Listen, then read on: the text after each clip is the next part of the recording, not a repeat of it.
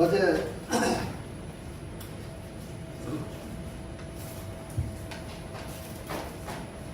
저녁에 또 사랑하는 성도님들과 함께 제가 어떻게 구원받았는지 함께 나눌 수 있는 귀한 은혜를 주셔서 감사드립니다.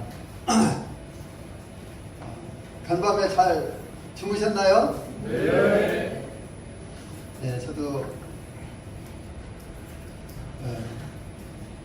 성도님들과 함께 여러 성도님들과 같은 방을 사용하면서 풍성한 교제를 나눴으면 좋았을 건데 저희 부부 둘 자는 방으로 딱 해놨더라고요.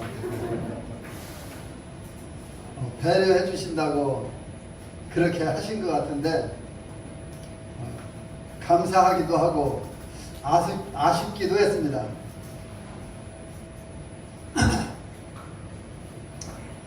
어제 제가 구원 간증을 하면서 또 미흡했던 이런 부분들도 있고 제가 구원 간증 하면서 또 하고 싶었던 이야기는 제가 아버지 돌아가셨을 때에 작은아버지들하고 무리가 되지 않게 하기 위해서 지혜로운 방법으로 어떻게 하면 작은아버지들과 충돌하지 않고 이것을 잘 마무리할 수 있을까 하는 차원에서 작은아버지들과 합리적으로 합법적으로 제가 절하지 않고 하나님께 범죄하지 않고 할 수 있었던 이런 이야기들을 드렸는데요. 그리고 나서 그 후에 저는 주 예수를 믿으라 그리하면 너와 내 집이 구원을 얻으리라 하고 말씀하신 사도행전 16장 31절 말씀이 제 마음 가운데 구원받고 나서 바로 깨달았기 때문에 아하, 이제 하나님께서 나를 구원하셨으니 우리 가족들이 다 구원받겠구나. 그렇다면 내가 우리 가족들이 구원받을 수 있도록 그 일을 해야 되겠구나. 그 일이 뭘까요? 복음 전하는 일. 그래서 그때부터 계속해서 복음 전하기 시작했습니다.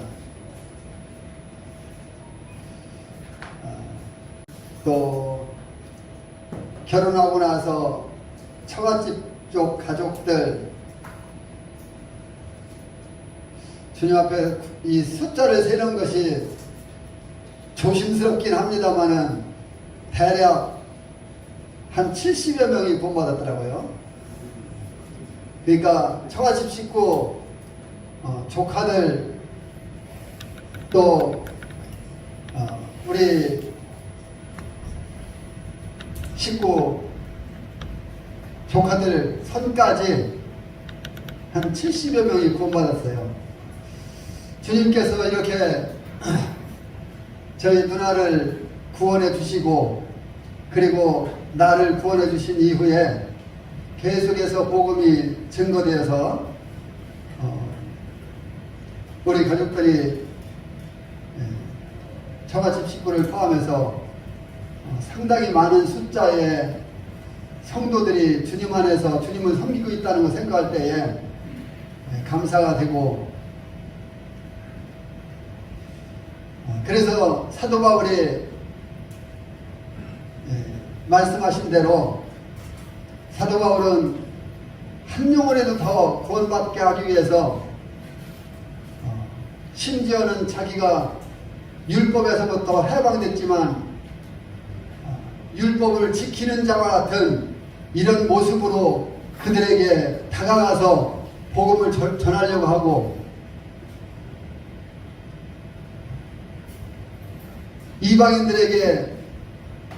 이방인들에게 맞는 이와 같은 삶을 살면서 복음을 전하려고 하는 이런 모습 속에서 우리도 어찌하든지 간에 영혼들이 주님께로 돌아오는 이와 같은 일에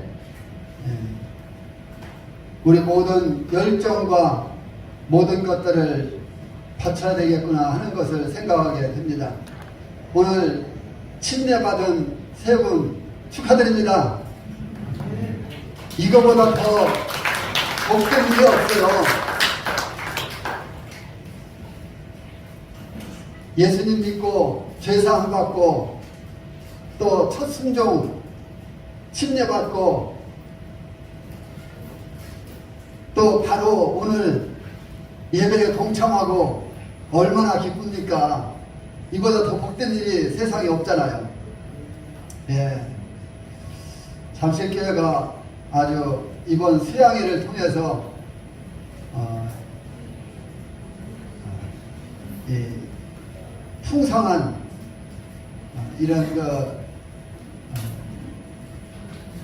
교회 모습으로 한 번 더 도약하는 이런 교회가 될 것 같아요. 제가 어제 이제 안양으로 가서 모임 생활을 시작했다는 것까지 말씀을 드렸잖아요. 그런데 제가 오늘은 이제 구원간증에 의해서 결혼간증을 하겠다고 말씀을 드렸는데 제가 결혼을 위해서 기도하기 시작한 것은 안양으로 가서가 아니라 안양에 가기 전부터 저는 이 결혼을 위해서 기도하기 시작했어요. 우리 잠실 모임도 오니까 청년들이 많더라고요. 우리 수정에도 청년들 많다고 생각했는데 잠실 모임 보니까 청년들이 더 많은 것 같아요. 제가 아까 청년에 담당하는 우리 형제님한테 물어봤는데 보통 참석하는 인원만 해도 25명에서 30명 그 정도는 참석하는 것 같아요. 청년들 재정 인원은 더 많은데 그 정도면 청년들이 많다 이런 생각이 들고 그래서 청년들 결혼을 위해서 기도하나요? 몇 분만 하는가요?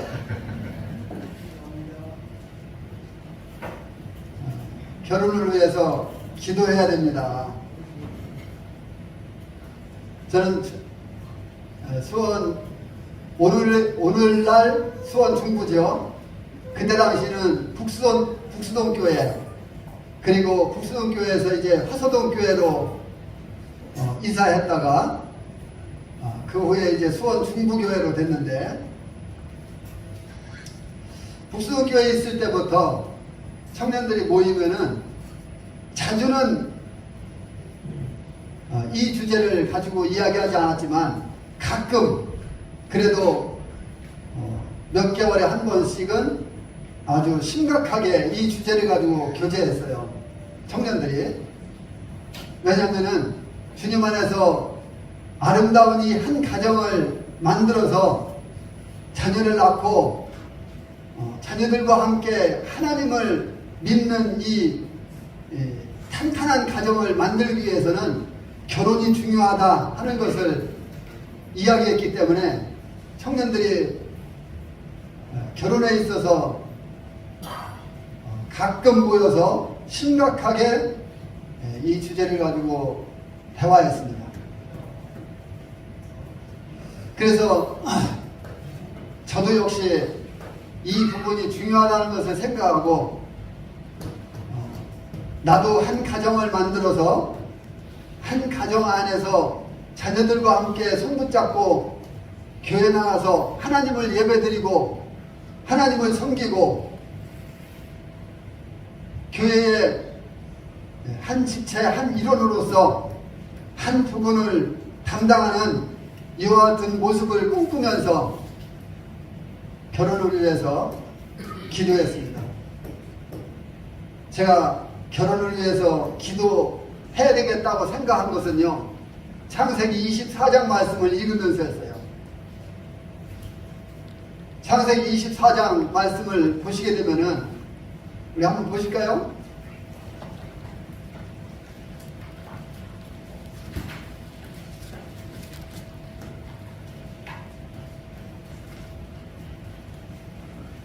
창세기 24장 잘 아는 말씀이지만 함께 한번 보시겠습니다.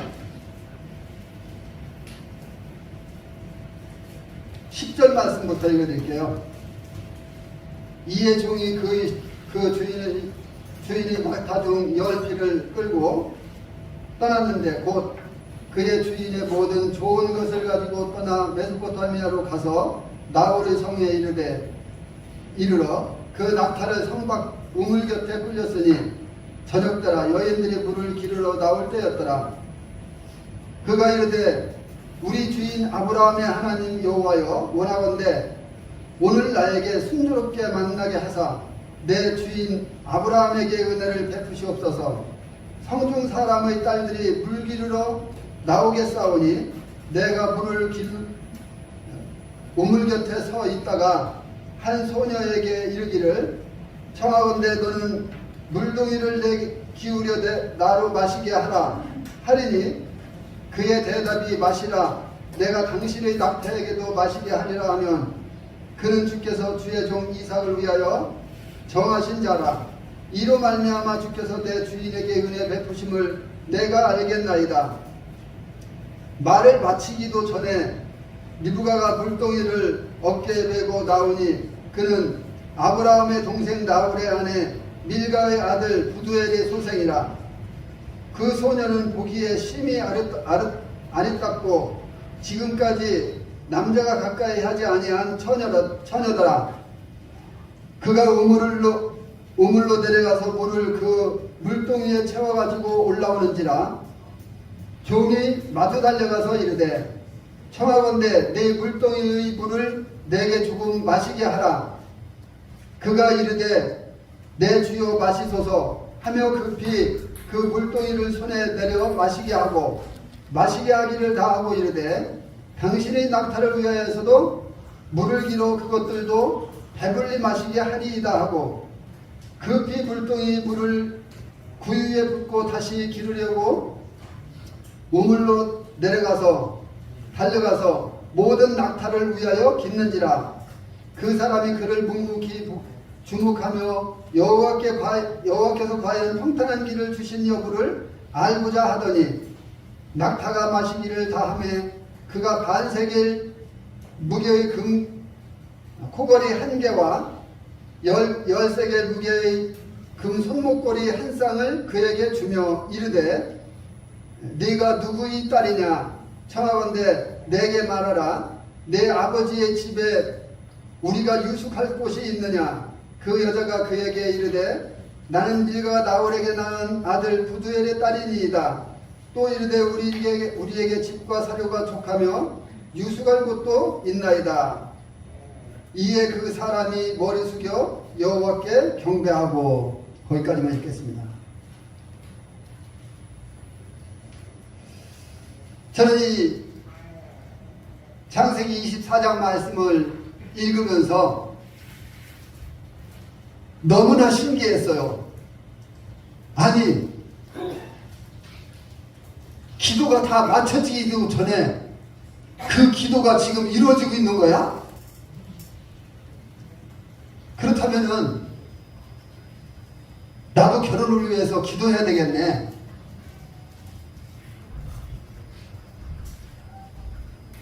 그래서요, 제가 하나님 앞에 하나님, 저도 결혼을 해야 됩니다. 하나님, 저도 결혼할 수 있게 해주세요.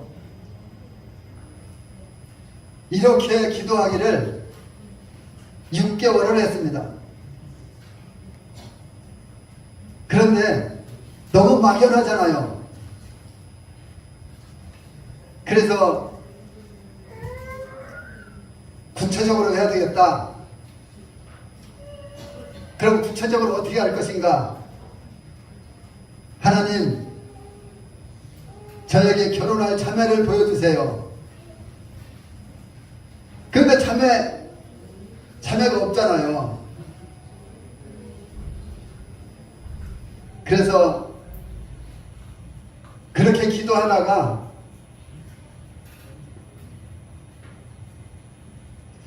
하나님, 저에게 결혼할 자매가 누구인지 구체적으로 보여주세요. 이렇게 기도하기를 수개월을 또 했어요.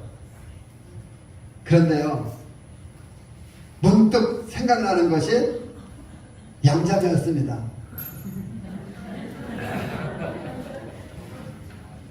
제가 어제 누나를 보고 싶으면 수원에서 양평동까지 갔다 했잖아요. 그런데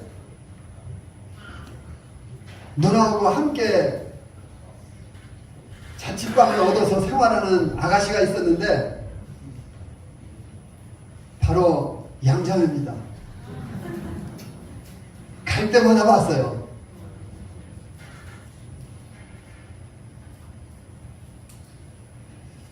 누나가 저녁 먹고 가라고 하면은 저녁 먹고 옵니다.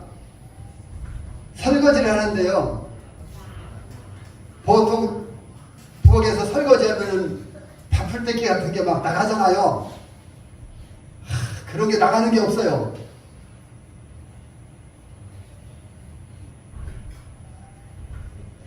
저 정도 깔끔하게 살림하는 여자 같으면 괜찮겠다. 그래서 눈여겨보기는 했었는데 결혼 상대자로는 생각을 안 했었거든요. 그런데 하나님께서 제 기도를 들으시고 제 생각 속에 양자매를 딱 떠올리게 해주셨어요. 그래서 그때부터 기도합니다. 하나님, 제가 양자매하고 결혼하는 것이 어떻겠습니까? 제 마음 가운데 양자매하고 결혼하는 것이 저는 좋은데 하나님 어떻겠습니까? 이렇게 얼만큼 기도했을까요? 한 6개월은 또 기도했어요. 그러다 보니까 가만히 생각하니까 가만히 있어. 양자매가 내가 기도하는 동안에 시집가 버리면 나는 뭐지? 닭 쫓던 게 지금 쳐다보게 하냐? 이 생각이 드는 거예요. 그래서 기도 제목을 바꿔야 되겠다. 하나님, 제가 이만큼 기도했으니까요, 하나님 허락하신다면 제가 기도한 내용을 양자매에게 전달할 수 있는 기회를 주세요. 이렇게 계속 기도하는데 이 시간이 또 3개월이 흘렀어요. 그런데요, 놀라운 일이 벌어졌습니다. 명절 때 제가 시골 집에가 있거든요. 명절 때 다 시골에 내려가잖아요. 시골 집에 내려갔는데 우리 마당에 이제 아버지가 대추나무를 심어놔갖고, 대추나무가 그때 당시 이 천정 거의 클 만큼 될 만큼 컸거든요. 대추가 좀 많이 열렸었어요. 우리 식구들 나와서 이제 대추 따먹는다고 막 대추 따먹고 있는데, 우리 집 약간 낮고 이렇게 어덕백이 있다 했죠. 그쪽에서 누가 아주 진짜 예쁜 아가씨가 걸어오는 거예요. 보니까 대추 따먹고 있는데, 누가 저렇게 예쁜 아가씨가 스커트 입고 오냐. 부러지게 쳐다보고 있는데 양자매인 거예요. 가만히 있어. 이게 눈을 비비면서 이게 꿈이냐 생시냐.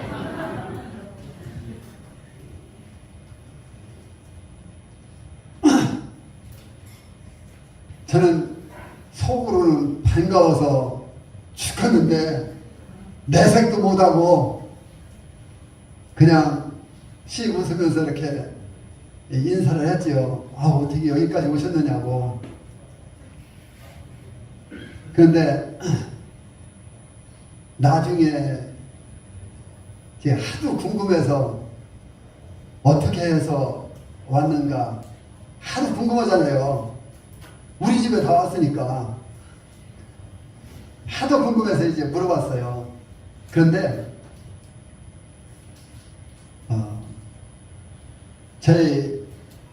저희 어머님이 제 여동생 있다고 했잖아요. 여동생 그때 당시 아마 5, 6학년 됐을 거예요.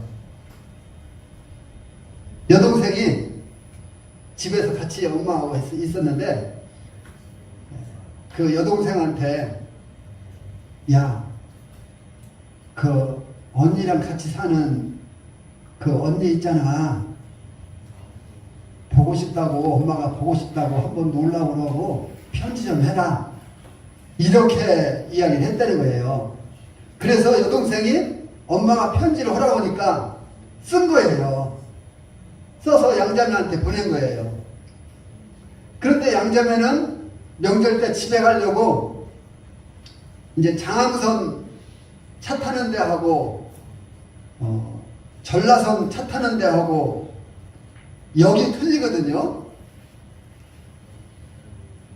양자매 분명히 전라선 차 타는 데로 집에 가려고 갔는데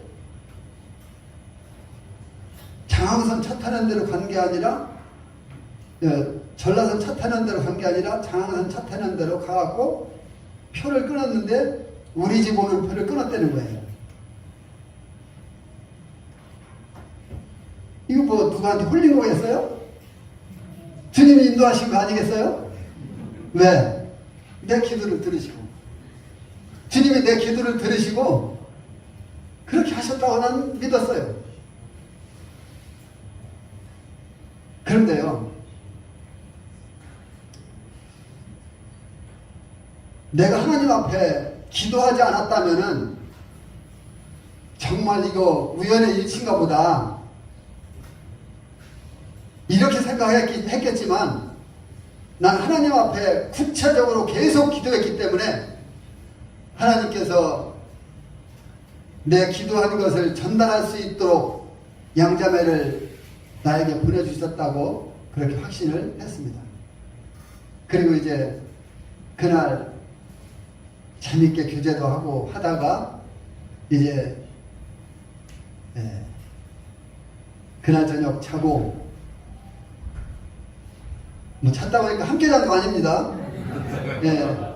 우리 방 건너방에서 양자매 자고 나는 이쪽 방에서 자고 우리 가족들하고 같이 자고 양자매는 또 아마 동생하고 잤을 것 같아요. 지금 기억은 안 나는데 여동생하고 자고 그 이튿날 양자매가 저 형제님 이 근처가 수독사 있지요? 있지요? 자매님 그렇게 가고 싶어요? 나는 이제 너무 좋은 거예요. 있죠? 자매님 거기 갈까요? 한번 가보면 좋을 것 같은데요. 그래서 멀은데요. 멀지 않다고 가깝다고.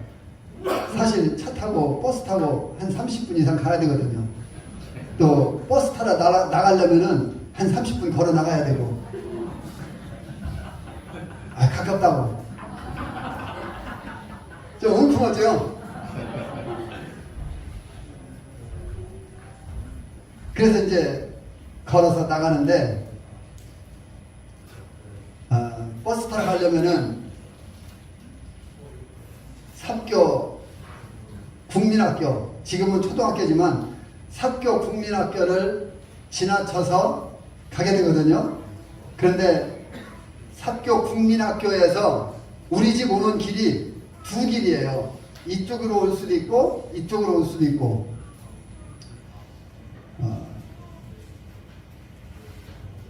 그런데 내가 오는 길로 내 여동생 5, 6학년 되는 그 여동생이 편지 쓴 여동생이 학교 갔다 나오다가 내가 오는 길로 딱 마주친 거예요. 마주쳤는데 동생이 뭐라고 하냐면은 오빠 언니 어디가? 우리 언니가 수덕사 구경하고 싶다 해서 갔다 오려고. 그런데 동생이 그래 갔다 와 하면 좋은데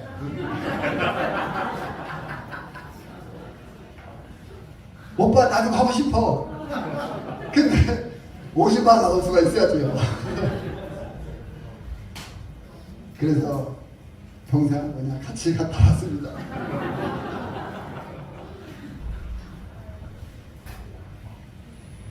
수덕사 갔잖아요. 수덕사 갔는데 사실 밑에 그 절 있는데 거기 보는 거는 뭐 그냥 별거예요. 근데 이제 거기가 볼 게 뭐가 좋은 게 있느냐면은 수덕사 뒤에 산이 있는데 산으로 올라가면은 저녁 때 해가 넘어가면은 빨갛게 해가 넘어가잖아요. 그러면은 그 산에서 정상에서 보면은 뭐가 보냐면은 바다에 그 서해 바다는 막 이 섬이 있고 그러거든요. 넘어가는 햇살에 의해서 바다에 빨갛게 물이 들어요. 그게 얼마나 아름다운지 몰라요. 근데 내가 그거를 제안했죠. 올라가면 이렇게 아름답다. 멋있는 거 볼 수 있다. 그런데요, 사실 올라가는 게 쉽지가 않거든요. 막 미끄러지는 데도 있고 그래요. 그러면 이제 항상 내가 손 붙잡고 올라가야 되거든요. 그런데 손 잡아다 소리가 안 나는 거예요. 그 올라갔어요.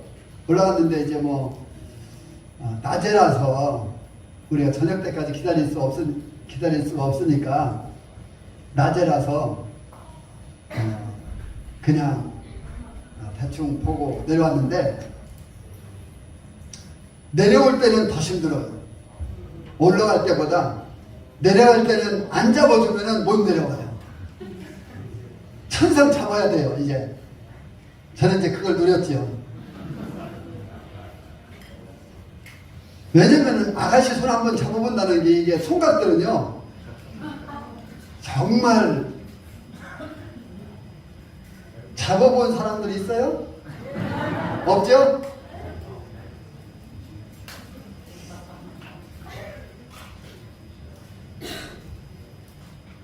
근데 그 한 구간을 여기서는 자매가 분명히 내 손을 잡아야 된다. 아니라 다를까 손 잡아달라고 하더라고요. 그래서 이제 손을 딱 잡으려고 하는데 손가방에서 손수건을 딱 꺼내서 탁 넣는 거예요. 감각이 없잖아요.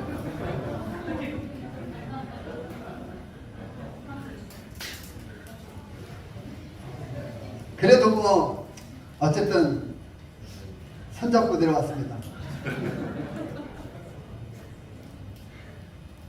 그리고 이제 내려와서 점심 식사를 하려고 식당에 들어가서 산채 비빔밥을 먹고, 거기는 이제 산채 비빔밥이 유명해요.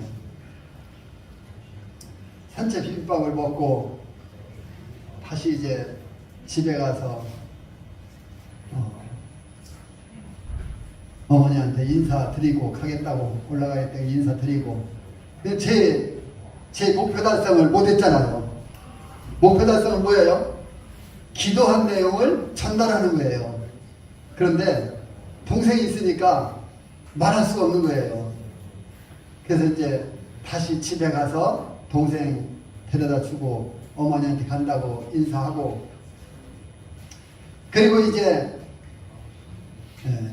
열차를 타려고 역전에 같이 오면서 걸어오면서 이야기하면서 이야기할까 말까 하다가 못하고 결국은 역전까지 왔어요. 역전까지 와서 열차를 탔는데 제 생각에는 열차 타고서 열차에서 앉아서 오면서 해야지라고 생각했는데 열차를 탔는데 그때가 명절이잖아요. 완행열차 완전히 콩나물이에요. 와, 사람이 완전히 움직일 수도 없어요. 타긴 탔는데. 그 상태에서 이야기할 수 없잖아요. 그래서 주님 앞에 또 기도했지요. 주님, 열차 타고 가다가니 끝나면 이제 더 이상 기회가 없습니다. 기회를 주세요. 주님, 자매도 앉게 하고 나도 앉게 해주세요. 그런데요, 놀라운 일이 벌어졌습니다. 제가 서 있는 바로 그 창 쪽에 히타 나오는데 이렇게 그 스탠으로 나가니 이렇게 된 데가 있거든요. 그 자리에 앉았던 사람이 일어나고 나간 거예요. 그래서 빨리 자매를 앉혔어요. 자매님 여기 앉으시라고. 그리고 다음 정거장 갔는데 옆에 좌석에 한 사람이 또 나오는 거예요. 그래서 자매를 빨리 앉히고 내가 자매 앉았던 자리에 앉았어요. 자매를 불편한 자리에 주면 안 되잖아요. 그래서 이제 자매를 좌석에 앉히고 나는 창 쪽에 그 스탠에 앉아 있어서 같이 이제 주님이 기회를 주셨구나 싶었고 제가 자매한테 이야기했어요. 자매님, 혹시 결혼을 위해서 교제하는 형제 있으세요? 물어봤더니 쳐다보더니 왜요? 제 얼굴에 그렇게 써 있어요? 아니요. 그게 아니라요. 조금 뜸 들이다가 사실은 제가 자매님을 위해서 기도하고 있어요. 자매가 좀 놀란 표정으로 짓더니만은 담대하대요. 저한테. 형제님 담대하시네요.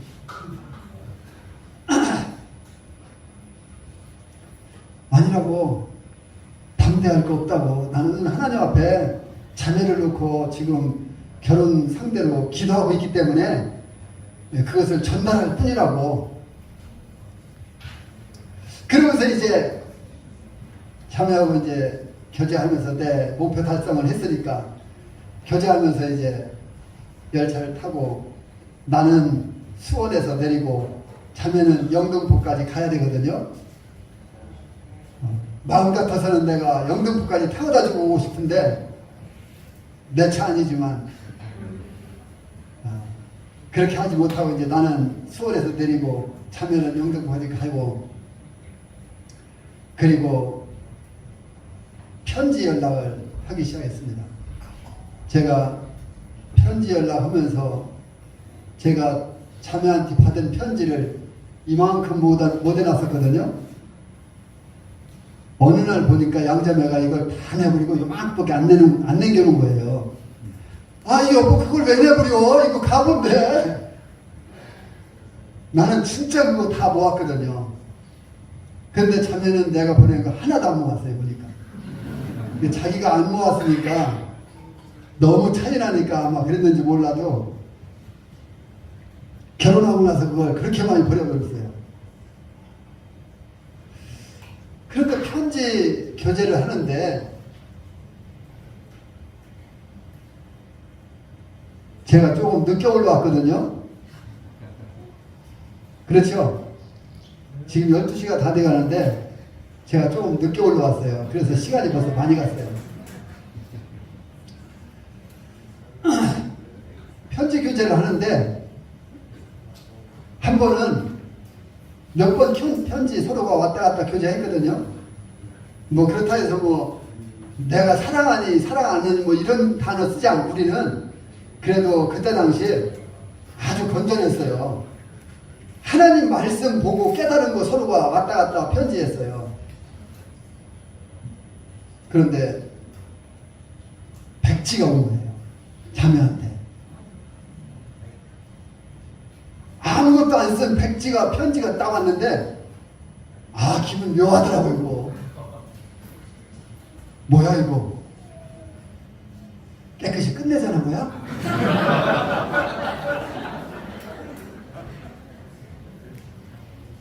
이게 뭔 뜻이지? 왜 이런 편지를 보냈지? 그것도 너무 반가워서 이제 화장실 가서 읽어봤는데 앞이 캄캄하더라고요. 그래서 나는 계속 보냈죠. 그런데 계속 안 오는 거예요. 답장이.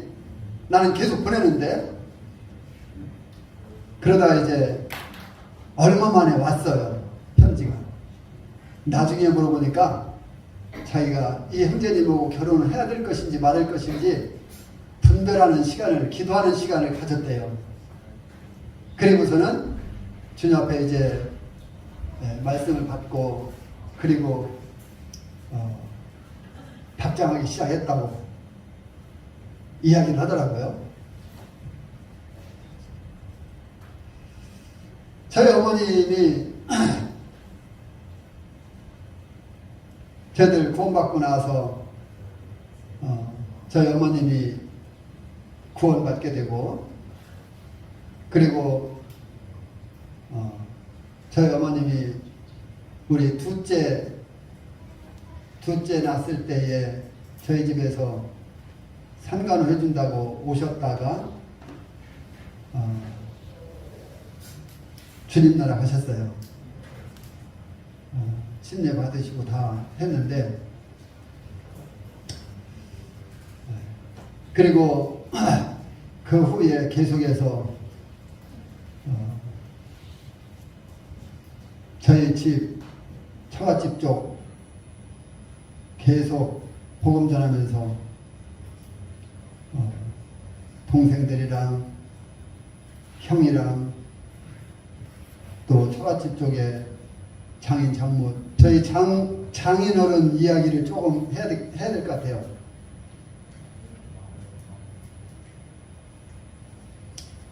제가 결혼하고 정미소 할 때거든요. 이따가 이제 사역 간증 때 조금 이야기가 나오겠지만 정미소 이야기도 정미소 할 때인데 거기 하려면은 그때 당시만 해도 5시간 반 좀 많이 걸리면 6시간 가야 됐어요. 어디냐면은 뱀사골 지리산 입구입니다. 완전히 거기는 그냥 거기 동네 들어가면은 뺑뺑돌로 산이고 하늘만 보여요. 오늘 예배 드리는데 하늘가를 가는 길이 우리 형제님 찬양 부르는데 제 마음 가운데 얼마나 감동이 되는지 그야말로 하늘밖에 안 보여요.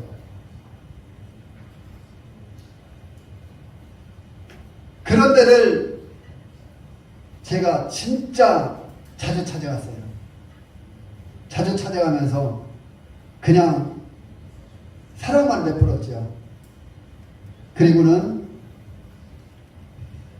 호남지역 연합수양회를 은봉 초등학교에서 했는데 호남지역 연합수양회 할 때 제가 장인어른한테 그랬어요.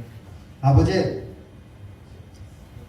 호남지역 연합수양회를 교회에서 하는데 아버지 거기 참석하셔서 하나님 말씀 들읍시다. 그랬더니 장인어른 뭐라고 하시냐면은 그래, 다른 사위들이 가자고 하면 내가 안 가는데 셋째 사위가 가자고 하니까 간다. 그러면서 따라오셨어요. 오셔가지고서 그 수양에 참석하셔갖고 구원받으셨어요. 제가 그 장인어른한테 그렇게 해서 복음을 듣게 해드리고 장인어른이 그 뒤로 하나님 말씀을 얼마나 살아가는지 제가 장인어른 뵈려고 가면은 꼭 성경 말씀을 읽고 있어요. 그 장인어른이 예수님은 나의 친구라고 하는 찬양을 부르면서 얼마나 좋아하시고 기뻐하시는지, 이렇게 좋은 친구가 없다고 하면서 저는 그 장인어른 이야기가 이해가 가요. 왜 그러냐면은 장인어른이 그 동네에서 예수님 믿고 딱 한 사람 믿었거든요. 그 동네는 그냥 다 친척이에요, 다. 그런데 딱 한 사람 믿었는데 동네에서 완전히 왕따되는 거예요. 그럼에도 불구하고 한 40분에서 50분을 버스 타고 남원까지 나가서 예배드리고 오고, 그때 당시는 국가에서 노인들 버스비 보조해 주는 것도 없었어요. 두 분이 갔다 오면은 10,000원 들어가는 거예요. 그런데 그런 거 아랑곳하지 않고 계속해서 주일마다 가서 예배드리고 오고, 이렇게 하는 모습을 봤고요. 장인어른이 그러다 보니까 예수님이 친구라고 하는, 좋은 친구라고 하는 이와 같은 이야기를 이해할 수가 있었고, 장인어른이 그렇게 주님 사랑하다가 92세로 주님 나라 가셨습니다. 저희 처갓집 식구들 이야기하면 참 할 이야기가 많은데 밥 먹어야 되니까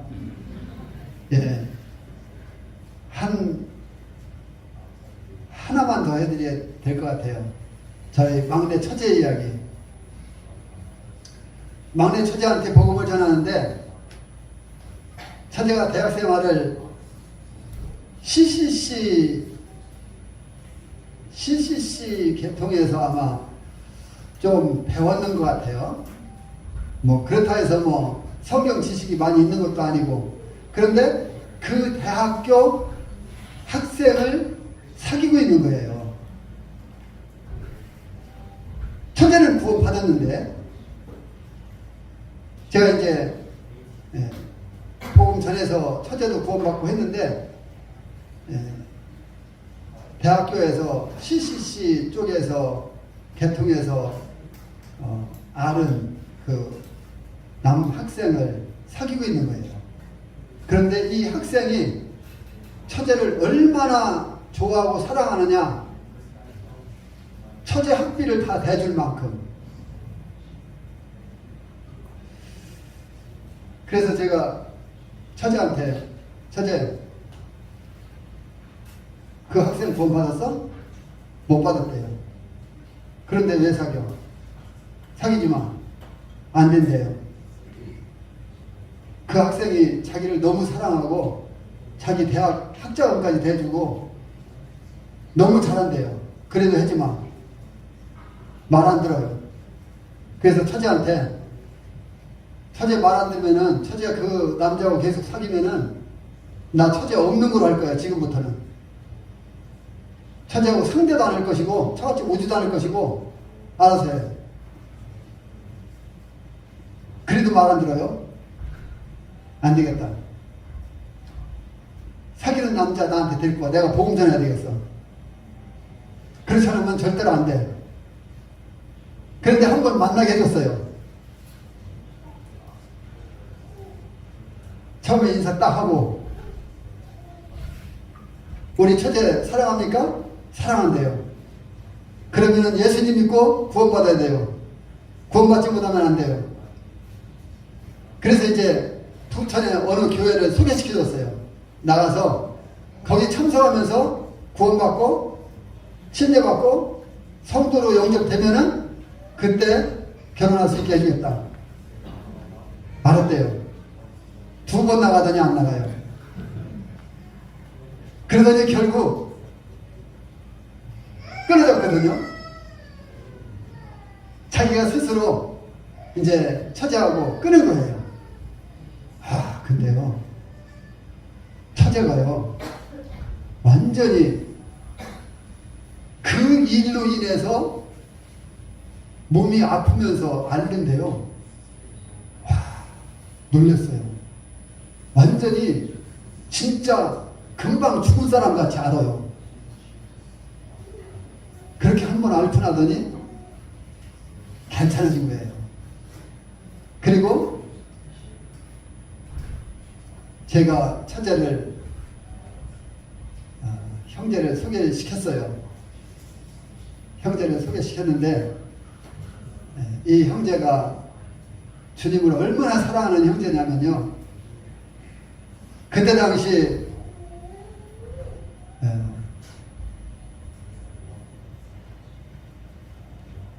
해병대인가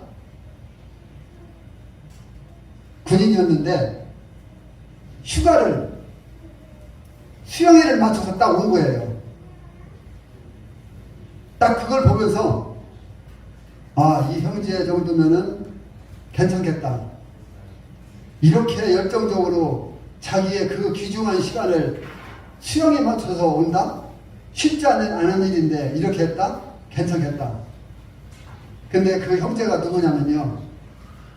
제가 복음을 전해서 구원받은 한규채 형제 혹시 아시는 분 있는지 모르겠어요. 지금 안산 동부 모임에서 장로일 보고 있는 형제인데 한규채 형제 남동생이에요. 그래서 그 형제를 소개시켜서 결혼했거든요. 지금은 자녀들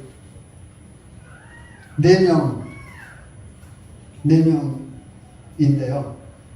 아주 얼마나 주님을 사랑하고 모임에서도 아주 일을 잘하고 이러는 가정인지 몰라요. 주님이 은혜 베푸셔서 그 가정을 그렇게 축복해 주셨어요. 하나님께서 하나님을 사랑하고 하나님 편에 있고 하나님을 영광을 위하고 하나님의 뜻이 무엇인지 분별해서 그 길을 찾아 나서려 하고 하는 이와 같은 가정들을 하나님이 축복하신다고 하는 것을 생각하면서 오늘 청년들 결혼을 위해서 많이 기도하세요. 구체적으로 기도하세요. 가정을 만드는 것은 중요한 것입니다. 가정이 잘 만들어져야 교회가 튼튼하고 그래서 교회 안에서 하나님을 힘있게 섬길 수 있으니까요. 아름다운 가정 만들려면 구체적으로 기도하시고 결혼을 위해서 그렇게 하실 수 있게 되기를 바랍니다. 감사합니다.